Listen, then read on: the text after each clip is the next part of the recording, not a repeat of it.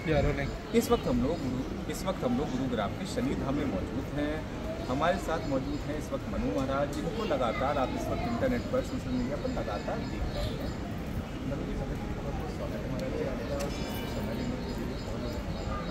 अच्छा, आप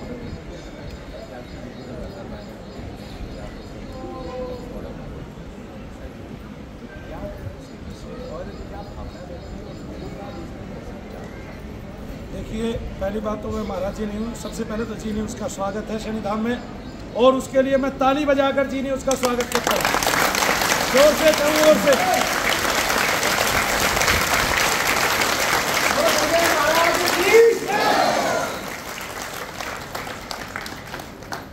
एक दूसरा, आप मुझे महाराज ना कह के मनु भैया कहें तो ज़्यादा बेटर है, क्योंकि मैं एक शनि भक्त हूँ और हमने भगवान शनिदेव पर इस विश्व मंडल में, चराचर ब्रह्मांड में सबसे ज़्यादा स्तुतियाँ इस उल्टे हाथ से, यानी कि बाएं हाथ से विरचित की है, और वो शनिदेव की कृपा से ही संभव हुआ है। उस पुस्तक को हम पूरे विश्व मंडल में यूं ही मुफ्त में बांटते हैं, और जितने लोग शनि धाम में आते हैं वे अपने घरों पर वो पुस्तक लेके जाते हैं बिल्कुल मुफ्त। एक दूसरा, जो यहाँ की हथौड़े की प्रक्रिया है वो मैं अब उपयोग नहीं करता, क्योंकि लोग जो है वो उसमें से मीम बना के काट के, वो बिना प्रक्रिया को जाने समझे और मीम बना के काट के उसका उपयोग करते हैं और दिखाते हैं, तब ये ठीक नहीं जाता परिदृश्य में। और जो हमारा कार्य है वो इसको केवल हथौड़े बरसाना नहीं है किसी पे, और ना किसी की आज्ञा के बिना हम ऐसा काम करते हैं। हमारा कार्य तो केवल यज्ञ के माध्यम से, जप के माध्यम से, और इसके अलावा दीपदान के माध्यम से, और नाम जप कराकर और करके। जैसे आप देखेंगे ना, अभी भी आप जो है घूमेंगे तो बहुत सारे लोग आपको, इधर पहली बार वाले इधर बैठे हैं, उनकी जिह्वा चलते हुए पाएंगे आप, वो सब ओम नमः शिवाय ओम का जप करते रहते हैं हमेशा। और शनि धाम में जितने लोग आते हैं, जैसे वो बहन जी अभी जप चला रही है, जीप चला रही है, शनि धाम में जितने लोग आते हैं वे तकरीबन ओम नमः शिवाय ओम का जप करते हैं, और लाखों की मात्रा में करते हैं। तो एक दिन में करोड़ों जप का यहाँ महत्व है। उस जप से यहाँ पर असीम शांति भी उत्पन्न होती है, जैसा आपने अभी भी देखा, और असीम शांति के अलावा उस जप से यहाँ का जो ओरा है वो बहुत तीव्र हो जाता है, और उससे रोगों का निदान भी होता है। जी,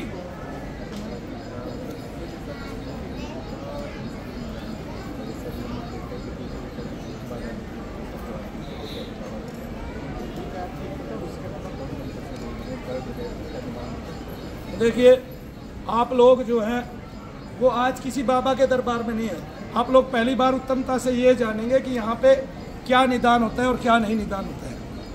महर्षि चरक, महर्षि सुश्रुत, इन्होंने आयुर्वेद में एक मंडल दिया हुआ है, और उस मंडल में भूत विद्या एक विषय है, और उसमें प्रेतोन्माद, क्या बोलते हैं, प्रेतोन्माद और प्रेत कष्ट, इन दोनों के विषय में लिखा हुआ है। और मैं यही दूर करता हूँ, प्रेतोन्माद और प्रेत कष्ट। प्रेत कष्ट से शरीर में संपूर्ण शरीर में दर्द होता है। प्रेतोन्माद से भी जो है, उन्माद का मतलब यही होता है आदमी का शरीर खेलता है, उसको प्रेतोन्माद बोलते हैं। और जिसको केवल दर्द रहते हैं वो प्रेत कष्ट होता है। इन दोनों को जो आयुर्वेद की विधा से बिल्कुल हटा दिया गया, नदारद हो गया, जबकि अब BHU में विषय लागू किया गया है। मैं उस विषय को गंभीरता से उजागर कर रहा हूँ, और इतनी गंभीरता से उजागर कर रहा हूँ कि मेरी 20 साल की रिसर्च हो गई यही काम करने की। तब मैं रोग का निदान नहीं करता, डॉक्टर उसको रोग समझ रहा है, ये डॉक्टर का वो है, भ्रम है, और उसका ये मति भ्रम है, मैं ये कहता हूँ। इसलिए डॉक्टर जो है वो खड़े करके बहुत सारे लोगों को ये नहीं दिखा सकता हमने ये आदमी ठीक कर दिया, हमने ये आदमी ठीक कर दिया। न्यूरो सर्जन भी पूरे जीवन भर में मुट्ठी भर लोगों को खड़ा करके ये नहीं कह सकता मैंने इतने लोगों को ठीक कर दिया, और जबकि वो कितने पूरे जीवन भर लोगों को देखता है, और उन लोगों के बल पे अपना आशियाना जो है वो महल के रूप में खड़ा भी कर लेता है। आपने ये भी देखा होगा। मनु भैया जी को 20 साल काम करते हुए हो गए, आप यहाँ का आशियाना भी देख सकते हैं कैसा है। अभी एक झोपड़ी के सामने से गुजरे थे, अभी रोडियों पे खड़े हैं। तो ये बात है। दूसरी बात ये है कि डॉक्टर जिस मति भ्रम में रहते हैं वो ये रहते हैं कि हमने इस रोग को ये नाम दिया है, छाती में दर्द हो तो हम ये बार बार एक्सरे करेंगे, वहाँ अगर कुछ दिखाई देता है तो हम फिर उसका ऑपरेशन बताएंगे, पेट में रसोली है तो हम ये बताएंगे। आप मुझे एक बात बताइए, आपने अगर ब्रह्मर्षि कुमार स्वामी का कभी भी जीवन में कोई भी प्रोग्राम देखा है तो वहाँ बीज मंत्रों से बहुत सारे लोगों के रोग ठीक हो गए। मैं ये कहता हूँ वो रोग नहीं थे, वो प्रेत कष्ट था। क्या था? अगर शरीर में कोई गांठ है और वो गांठ बाहर दिखाई देती है या अंदर वाकई में है, तो उसको, इस शरीर के रोग को केवल डॉक्टर ही ठीक करेगा। मेरे पास SGT हॉस्पिटल है, मैं यहाँ जब आदमी को चेक कर लेता हूँ, आश्वस्त हो जाता हूँ कि इसको प्रेत कष्ट नहीं है, तब उसको सीधा हॉस्पिटल में भेज देता हूँ, या तो पास में चले जाओ SGT में, या फिर वहाँ से चले जाओ। लेकिन ये करता हुआ भी मैं SGT के मरीज भी देखता हूँ, क्योंकि डॉक्टर क्या करते हैं, आदमी का टेस्ट करते हैं, वहाँ पे कुछ आता नहीं, आदमी को फिर भी दर्द है, टेस्ट में कुछ आता नहीं, आदमी को फिर भी दर्द है, फिर वो दोबारा टेस्ट करते हैं, फिर भी कुछ नहीं आया तो वो दवाइयाँ चालू कर देते हैं, और फिर उनकी समझ में नहीं आया तो वो उसको एक रोग का नाम दे देते हैं। आप देखिए, ये जितने भी रोग हैं जो आज डॉक्टरों ने खोजे हैं, इनमें बहुत सारे पहले ही हमारे हिंदू ग्रंथों में ये सारे रोग लिखे हुए रखे। अब महर्षि सुश्रुत से और महर्षि चरक से आगे आते हैं। अब यहाँ ये आप देखिए, पूरा का पूरा हमारे पास पुराण है। हरिवंश पुराण में प्रेत का जिक्र है, शिव पुराण में प्रेत का जिक्र है, ब्रह्मांड पुराण में प्रेत का जिक्र है, अग्नि पुराण में प्रेतादिकों का जिक्र है। कोई पुराण 18 पुराणों में से 2-4 पुराणों को छोड़ के बाकी कोई पुराण ऐसा नहीं बचता जिसमें प्रेतादिकों का जिक्र ना हो। श्रीमद् भगवत कथा भी प्रेतादिकों, प्रेत के उद्धार से शुरू होती है, उद्धार पे खत्म होती है प्रेत के। इसके अलावा गीता में भगवान स्वयं कह रहे हैं, पितरादिकों की पूजा करोगे पितरों को प्राप्त करोगे, प्रेतों की पूजा करोगे प्रेतों को प्राप्त करोगे। यहाँ ये मैंने आपको प्रमाण दिया। अब आइए तुलसीदास जी पे। तुलसीदास जी इसका जीता जागता उदाहरण है। उन्होंने प्रेत के माध्यम से भगवान बजरंगबली का दर्शन किया, फिर भगवान श्री राम का दर्शन किया, और इस तरह उन्होंने बहुत सारे दर्शन किए। केवल प्रेत चूँकि सूक्ष्म होता है, उसको धाराओं का पता चल जाता है, कहाँ की ऊर्जा कितनी है और कहाँ पर जो है स्वस्थ ऊर्जा या भगवान का वास है, वो बता देता है। एक अब इससे आगे आइए, थोड़ा इससे आगे आते हैं तुलसीदास जी से आगे कबीरदास जी पे। तुलसीदास जी और कबीरदास जी के बारे में अगर आप कल्याण के मासिक अंक पढ़ेंगे तो उनमें तुलसीदास का और कबीरदास जी का एक बहुत अनुपम उदाहरण दिया है कि वो लोगों को जल पढ़ के देते थे।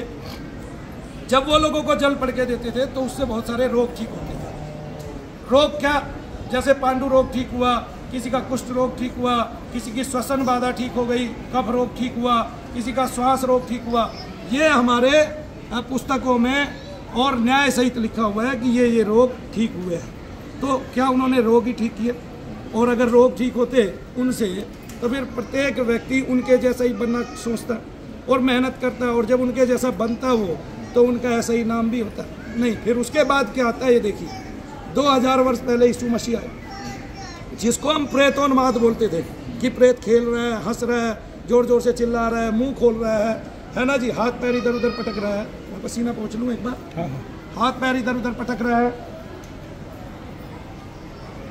वो प्रेतोन्माद है। उस प्रेतोन्माद को वो वहाँ बता रहे हैं मसीह जी कि जब वो किसी का शैतान निकाल रहे हैं, वो शैतान भी ऐसे ही उन्माद करता है, उछलता है, कूदता है, तब वो आदमी ठीक हो जा रहा है, उसके बराबर वो चिल्लाता हुआ भाग रहा है, फिर बाद में वो ठीक हो जाता है। इसी तरह मसीह के कई जीवन के ऐसे उदाहरण है कि कोई आदमी लंगड़ा है, वो चल नहीं पा रहा है, फिर वो चलने लगता है। आज डॉक्टरों ने जिनको घुटनों के ऑपरेशन बता दिए, ऐसे 20 लोग मेरे पास ले आओ सामने, बिल्कुल अभी के अभी, तुरंत के तुरंत, या फिर हॉस्पिटल से लाइव दिखाओ। उनको अगर घुटनों में दर्द है, डॉक्टर से जा नहीं रहे हैं, मैं गारंटी देता हूँ वो प्रेत कष्ट है, वो कोई रोग है ही नहीं। क्योंकि डॉक्टर दवाई भी दे रहा है, ऑपरेशन भी कर रहा है, ऑपरेशन के बाद भी दर्द रह रहे हैं। किसी को पथरी का दर्द है, दवाई भी दे रहा है, ऑपरेशन भी कर रहा है, उसके बाद भी पेट में दर्द है, वहीं के वहीं बना हुआ है। इसको डॉक्टर समझ नहीं रहा है ये है क्या, और कोई खोज उनकी है नहीं, और करेंगे यो नहीं, क्योंकि डॉक्टर ने जितनी किताबें पढ़ी है, ये मेंटल डिसऑर्डर है, जितनी किताबें पढ़ी है उनसे ऊपर किसी को नहीं मानना। तो फिर कौन से सुश्रुत को मानेंगे वो, और कौन से हमारे स्वामी चरक जी को मानेंगे? तब वो इनको किसी को नहीं मानेंगे, वो तो सीधा नकारेंगे प्रेत नहीं है। जबकि बजरंग बाण में तुलसीदास जी कह रहे हैं प्रेत, पिशाच और डाक, चंडाल, डाकनी, डाकनी तो खैर एक देवी है, ऐसे यक्ष, किन्नर, विद्याधर, इसके अलावा काल, मारी, मर, ऐसे अलग उद्भट, उत्मट, ऐसे जी उत्कट, ऐसे और क्या कहते हैं प्रमथ, ऐसे जो है प्रेतादिकों के नाम हैं। और वो वैरायटी, वो सब कुछ दर्शाया गया है। प्रेत से लोग मुंह मोड़ने लगे हैं, इसलिए कष्ट जो है वो बढ़ता जा रहा है। इसलिए आदमी के शरीर में प्रेतादिकों का कष्ट बढ़ गया। अब सुनिए, अब बाबागिरी की बात करिए। आप मनु भैया को बाबा कहते हैं ना, बाबा नहीं हम, क्योंकि बाबा ये खोज कर ही नहीं पाएगा कभी भी। कितने लोग जल पढ़ के देते हैं, उनको जल का फॉर्मूला नहीं पता। आखिरकार तुलसीदास जी, कबीरदास जी जल पढ़ के क्यों देते थे? जल जो है वो वायु को साथ लेके चलता है। जल का फॉर्मूला भी H2O है कि नहीं?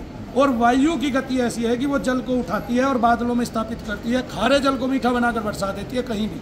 और इतना जल होता है बादल में कि आप उसके आर पार हो जाते हैं, तब भी वो आप ऊपर नहीं गिरता। जब ईश्वर चाहता है, कुदरत चाहती है, तब वो नीचे बरसता है। और उन बादलों से क्या होता है ये आपको पता चल गया जी।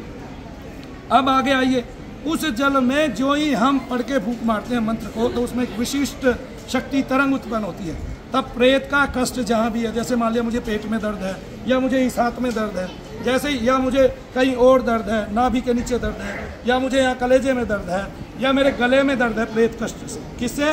प्रेत कष्ट से। प्रेत कष्ट केवल दर्दों से शुरू होता है, दर्दों पे खत्म होता है। मानो भैया वो दर्द जो प्रेत कष्ट से वो होते हैं, उनको ठीक करते हैं लोग। रोगों के अपने आप ठीक हो जाते हैं, जो लोगों के रोग हैं वो अपने आप ठीक हो जाते हैं। इसी तरह जब ब्रह्मर्षि कुमार स्वामी लोगों से मंत्रोच्चारण कराते थे, तो उनमें हजारों लोग ठीक हो जाते थे या लाखों लोग ठीक हो जाते थे। अब बाबा जानते नहीं है, ना ये जानते हैं कि ये प्रेत कष्ट था, वो ठीक हुआ है, ना वो उस पर कभी उस विषय पे चर्चा करना चाहते हैं, क्योंकि सब इससे डरने लगे हैं। सब भूत प्रेत आदि को ना मानने के लिए विवश हो रहे हैं, क्योंकि हम इसको ढोंग ढकोसला और अंधविश्वास कहते हैं। क्या अंधविश्वास ये नहीं है कि हम डॉक्टरों पे विश्वास करते हैं और वो कहीं भी साइन कराते हैं हमारे से, बाद में हमारा पेशेंट मर जाता है, हमने तो देखा ही नहीं ऑपरेशन होते हुए, क्या पता उसने अपनी कैंची तौलिया या कुछ और छोड़ दिया हो अन्य। ऐसे ऑपरेशन में बहुत सारी चीज़ें छूटती हैं कि नहीं छूटती हैं कई बार, और वो लापरवाही के कारण आदमी की मृत्यु हो जाती है। हमने तो विश्वास से साइन किया था ना, तो वो क्या हो गया? वो अंधविश्वास हो गया कि हमने तो विश्वास से साइन किया और उन्होंने हमें ठग लिया, या हमारे मरीज को जो है वो चोट पहुँचा दी या हानि पहुँचा दी। हम किसी पे अन्यतम विश्वास करें और वो हमें धोखा दे। हमारा क्योंकि ईश्वर पे विश्वास नहीं है, इसलिए हम धोखा खा रहे हैं। एक आज क्रिश्चियन जो है वो तो प्रेतादिक निकालते। पहली बात तो एक बात और भी बता दूं, आप लोग ना तो कभी किसी हालेलुया करने वाले के पास पहुँचे हैं, पादरी के पास पहुँचे हैं, जबकि भारत में भी है और हिंदू ही बन गए हैं ऐसे पादरी, भारत में भी हैं। और ना किसी मुल्ला मौलवी के पास पहुँचे ये पूछने कि आप ऐसा काम क्यों करते हो। ये लोग चिल्लाते हैं, हाथ पैर मारते हैं। किसी को शौक है, सब पढ़े लिखे हैं। आपके स्टूडियो में जो ज़्यादा से ज़्यादा पढ़ा आदमी हो, उसकी डिग्री मुझे बताइए, अभी यहाँ ना मिल जाए तो मेरे को बता देना। आपके कहीं भी किसी भी डॉक्टर से पढ़े लिखे ज़्यादा हो, उनको बताइए यहाँ मिल जाएगा। MBBS करे हुए यहाँ मिल जाएंगे, अभी के अभी दिखा देता हूँ आपको। आगे की बात नहीं। ये क्यों हो रहा है? क्यों लोग भटकते फिर रहे हैं? क्यों लोग जा रहे हैं? क्योंकि उनको नॉलेज ही नहीं हो रही है। मैं प्रमाण के साथ सिद्ध कर सकता हूँ, लोगों को प्रेत कष्ट है, डॉक्टरों से ठीक नहीं हो रहे हैं। डॉक्टर नाम तक नहीं गिना सकते, हमने इतने पेशेंट ठीक किए, कुछ को छोड़ के। एक शारीरिक रोग को डॉक्टर ही ठीक करेगा, लेकिन केवल एलोपैथी का डॉक्टर ठीक करेगा, ये गलत है। कुछ लोग तो पत्ते का जो सेवन करते हैं वे योग आदि से ठीक हो जाते हैं। कुछ लोगों को एलोपैथी और होम्योपैथी और आयुर्वेदिक चिकित्सा और यूनानी चिकित्सा वाले ठीक करते हैं, लेकिन प्रेत कष्ट को कोई भक्ति ही ठीक कर सकता है या कोई संत ही ठीक कर सकता है। एक दूसरा, लोगों ने ये मान लिया है कि प्रेत एक विशिष्ट आकार का आदमी है, प्राणी है। आप बताइए, आपकी योनि बदल गई, आप मानव हो गए, आपकी एक आकृति बन गई, तो सब मानवों की वैसी आकृति है।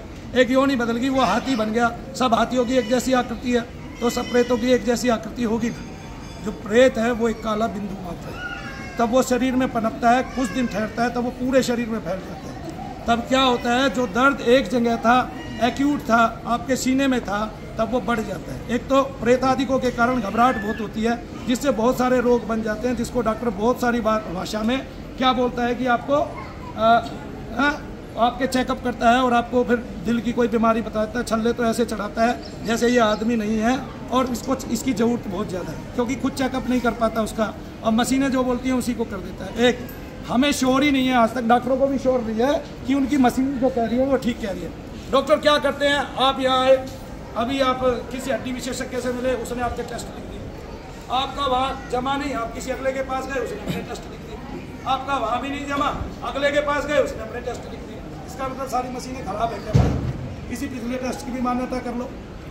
हमारा पैसा जो गरीब आदमी है वो बहुत ले चुका है डॉक्टर, हमें उतने डॉक्टरों की जरूरत नहीं है। हमने मान लिया है कि हम डॉक्टरों से ही ठीक होंगे, हमें इतने डॉक्टरों की विश्व में जरूरत है ही नहीं। जिसके एग्जाम में आज धांधली हो रही है, क्यों हो रही है? क्योंकि जो डॉक्टर बनता है ना, वो जो डॉक्टर कक्कड़ हैं, कल न्यूज़ नेशन पे आ रहे थे, वो कह रहे थे मानो भैया मेंटल डिसऑर्डर है, मेरी वीडियो को देख लेंगे। और सबसे बड़ी बात प्रमाणित, मैं उनका प्रोफेशन नहीं छुड़ाना चाहता था, वो ये कह रहे थे कि क्या कहते हैं, मैं प्रोफेशन छोड़ दूंगा। मनु भैया की पिछली 1000 वीडियो में ठीक हुए लोग हैं, और वो भी प्रमाण के साथ। और दिल्ली का कोई हॉस्पिटल नहीं बचा, हरियाणा का, चंडीगढ़ का कोई हॉस्पिटल, एम्स आदि भी नहीं बचे जिनके लोग आके यहाँ पे अपने प्रेत कष्ट से ठीक नहीं हुए हैं। मैं प्रेत कष्ट को निकालने वाला हूँ। मैं कोई रोग ठीक नहीं करता, मैं ये दावा करता हूँ। रोग प्रेत कष्ट से उत्पन्न होते हैं, लेकिन जितने उत्पन्न होते हैं उतने संसार में अन्यतम कहीं नहीं है। बेटे आप उनको चुप करा दें, उठा दें से बच्चे, इतने कहीं नहीं। तो प्रेत कष्ट से इतने रोग हैं भारतीयों में, कुछ हद नहीं। अब सबका शरीर खेले ये जरूरी नहीं है। कुछ प्रेत उन्माद में भर के आदमियों को, बच्चों को उछालते फिरते हैं, और कुछ प्रेत उन्माद में नहीं होते। वो क्या करते हैं, वो केवल शांति के साथ, स्थिरता के साथ कहीं बैठे होते हैं, है ना, इस तरह से। बोलिए जय शनिदेव जी। हिमांग जी, तो ये देखिए, ये मनु महाराज जी थे। अब इनका दरबार शुरू होने वाला है। अब आइए देखते हैं कि किस तरह से लोगों का जो कष्ट है, लोगों के जो एक कष्ट है, उसे मनु भैया